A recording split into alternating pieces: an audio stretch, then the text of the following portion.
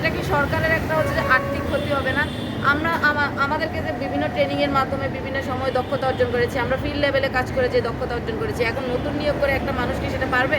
তাইলে এই দক্ষতাটা কি জন্য আবার হচ্ছে যে আমাদেরকে পিছনে ফিরে যাওয়া, আমাদেরকে বেকার করে দিয়ে ওনারা আবার ফিরে যাবে? এটা কার বুদ্ধি, কি বুদ্ধি এটা বুঝি না। এই বুদ্ধি নিয়ে কিভাবে হচ্ছে যে দেশ আগাবে? এই যে আমলারা যে এইসব করতেছে, এইগুলি বসে বসে আমাদেরকে সব কিছু দোষ দেখেন। আমাদেরকে হচ্ছে যে উপর থেকে নির্দেশনা দেয়, আমাদেরকে যে বলা হয়েছে আমরা ফেসিস সরকারের দোষ। এই যে আমরা এই যে আমরা উপজেলা লেভেলে একটা চেয়ারম্যানকে নিয়ে, এমপিকে নিয়ে, মন্ত্রীকে নিয়ে আমরা প্রোগ্রাম করেছি। ইভেন শুধু আমরা না, একটা উপজেলা পরিষদ, একটা ইউনিয়ন পরিষদ, একটা জেলা পরিষদ, একটা মন্ত্রণালয়, প্রত্যেকটা সরকারের আমলেই কিন্তু চেয়ারম্যান বলেন এবং হচ্ছে যে মন্ত্রী এমপি বলেন নিয়ে প্রোগ্রাম করে। তাইলে কি তারা ওই সরকারের দোষর হয়ে যাবে? এমন তো না। তাইলে আমাদেরকে কেন শুধু দোষর বলা হবে? আর আমরা তো এই যে অফিস আদেশগুলি দিত কে? অফিস আদেশ তো যাইতো এখানে হচ্ছে যে আমাদের ডিপিডি স্যারদের হচ্ছে যে স্বাক্ষরে, তো আমরা তো এটা পালন করতে বাধ্য। এখন কথা হচ্ছে যে আমরা বসছিলাম, আমার সহকর্মী থেকে হয়তো শুনবেন, আমরা আমাদের মন্ত্রণালয়ের উপদেষ্টা মহোদয়ের সাথে আমরা হচ্ছে যে 22শে ফেব্রুয়ারি একটা হচ্ছে যে দিনব্যাপী একটা বসছিলাম। তখন উনি আমাদেরকে কিছু কথা বলি উনি বলছে যে আওয়ামী লীগের এই বস্তা পচার জিনিস আমরা রাখবো না। এখন আমরা বস্তা পচার জিনিস কিভাবে হলাম?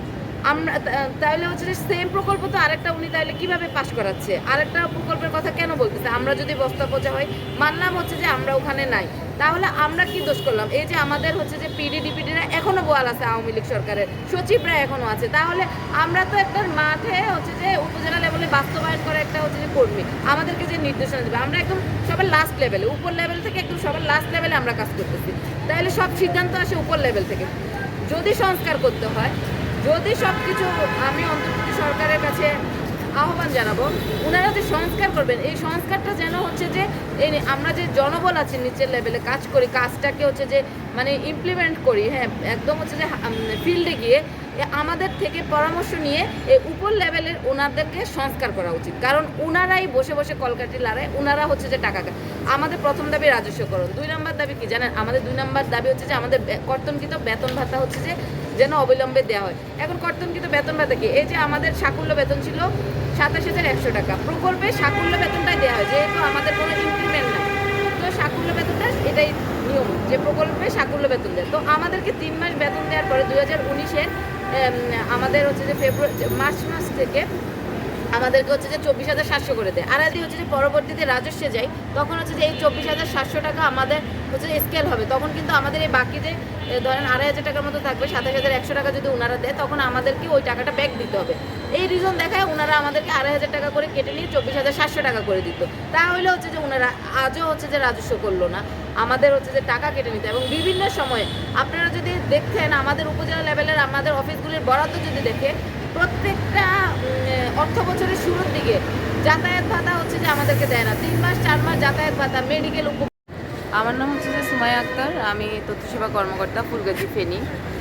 আমরা হচ্ছে যে 28 তারিখ থেকে অনশন কর্মসূচি দেওয়ার পরে হচ্ছে যে 1 তারিখে আমরা হচ্ছে যে লং মার্চ টু যমুনা যাই, যমুনার উদ্দেশ্যে যাই। সেখানে আমরা হচ্ছে যে পুলিশের সাথে একটা ধস্তাধস্তি হয়, 3 দফা একটা হচ্ছে যে মারামারির পর্যায়ে চলে যায়, পুলিশ আমাদেরকে আঘাত করে। তারপরে আমাদেরকে পুলিশ ভ্যানে করে আমাদের হচ্ছে যে 5 জন প্রতিনিধিকে যমুনা প্রধান কার্যালয়ে হচ্ছে প্রধান উপদেষ্টার কার্যালয়ে নিয়ে যায়, বলেছে যে প্রধান উপদেষ্টার প্রতিনিধির সাথে দেখা করাবেন। তো হচ্ছে যে নিয়ে যাওয়ার পরে ওখানে আমাদেরকে বলে স্মারক দিতে, আমরা স্মারক দিই, এরপর আমাদেরকে বলে চলেন। তো আমরা বলি কি কেন, আপনারা তো বলেছেন যে প্রতিনিধির সাথে হচ্ছে যে দেখা করাবেন, আমরা স্মারক দিলে তো আমরা 26 তারিখ স্মারক দিয়ে আপনাদেরকে আলটিমেটাম দিয়ে আমরা এখানে বসছি। তো এরপরে বলে কি না, প্রধান উপদেষ্টা যমুনার দিকে চলে গেছেন, উনি আজকে হচ্ছে যে কার্যালয়ে আর আসবেন না, আমরা যমুনায় হচ্ছে যে দেখা করার ব্যবস্থা করি। তো আমরা ওনাদের কথা মতো আবার পুলিশ ভ্যানে করে আবার যমুনার দিকে আসি, যমুনার দিকে এসে আমরা বসছি। এর একটু পরে আমাদেরকে 10-15 মিনিটের আলটিমেটাম দিয়ে আমাদেরকে বেদম হচ্ছে যে মানে আঘাত করে, এরপরে টেনে হিঁচড়ে আমাদেরকে পুলিশ ভ্যানে করে আমাদেরকে 14-15 জনের মতো পুলিশ ভ্যানে করে টেনে হিঁচড়ে নিয়ে আমাদেরকে ছত্রভঙ্গ করে দেয়। তো এরপর থেকে হচ্ছে যে আমরা এখানে হচ্ছে লাগাতার অবস্থান কর্মসূচি করি। আমাদের 2 দফা দাবি। আমাদের দাবি হচ্ছে যে আমাদের প্রকল্পের ডিপিপিতে যেহেতু ছিল, আমাদের প্রকল্পের মেয়াদ শেষে আমাদেরকে রাজস্বকরণ করা হবে। আমরা সেই দাবিটাই, আমাদের হচ্ছে যে 1 নম্বর দাবি যেন আমাদেরকে রাজস্বকরণ করা হয়। 2 নম্বর হচ্ছে যে আমাদের এ যাবৎকালে 7 বছর ধরে কর্তনকৃত যে বেতন ভাতাগুলি আছে সেগুলি যেন দ্রুত ফিরে দেওয়া হয়। এখন আমরা এখানে হচ্ছে যে ঈদের দিনেও অবস্থান করেছি, ঈদের আগে থেকে রাতে অবস্থান করেছি। আজকে আমাদের 15তম দিন আমরা এখানে অবস্থান করছি। আমাদের হচ্ছে যে এই 2 দাবি না মানা পর্যন্ত আমরা হচ্ছে যে লাগাতার অবস্থান কর্মসূচি এখানে চলবে। এখন একটা কথা হচ্ছে, সেটা হচ্ছে যে আমরা তো শান্তিপূর্ণভাবে করছি, আপনারা সবাই দেখছেন আমরা এখানে শান্তিপূর্ণভাবে করছি, মেয়ে বেশি আনিনি। আমরা হচ্ছে যে এর আগে 700 নিয়ে যমুনার সামনে 5 আগস্টের পরে 18 আগস্ট হচ্ছে যে আন্দোলন করেছিলাম, আমাদেরকে একটা আশ্বাস দিয়ে পাঠিয়ে দিয়েছে, আমরা আশ্বাস পেয়ে চলে এসেছিলাম, কিন্তু ওনারা আসলে সেই অনুপাতে কাজ করেনি।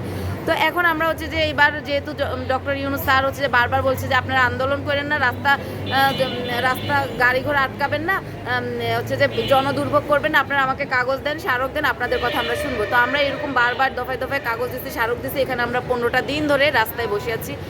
এই যে একটা ঈদ গেল, এটাও আমরা এখানে কাটিয়েছি। এখন কথা হচ্ছে আমরা তো মেয়ে, তার উপর আমরা শান্তিপূর্ণভাবে যারাই দেখছে মানে ফুটেজ আছে, সব কিছু আছে, আমরা এখানে শান্তিপূর্ণভাবে অবস্থান করছি, আমরা শিফট অনুপাতে অবস্থান করছি, আমরা বেশি মানুষ এনে এখানে মাইক দিয়েও আমরা হাঙ্গামা করি নাই। তাহলে এই শান্তিপূর্ণভাবে অবস্থান করার ফল এই 15 দিনে আমরা কি পেলাম? এটা আপনাদের কাছে, আপনাদের মাধ্যমে আমাদের হচ্ছে যে প্রধান উপদেষ্টার কাছে প্রশ্ন রইল। আমরা শান্তিপূর্ণভাবে এই মেয়েগুলি অবস্থান করার পর কি পেলাম? কিছুই পেলাম না। এখন তাহলে মনে হচ্ছে যে আমাদেরকে মেয়ে বেশি এনে, লোকবল বেশি এনে রাস্তায় নামতে হচ্ছে যে বাধ্য করবেন।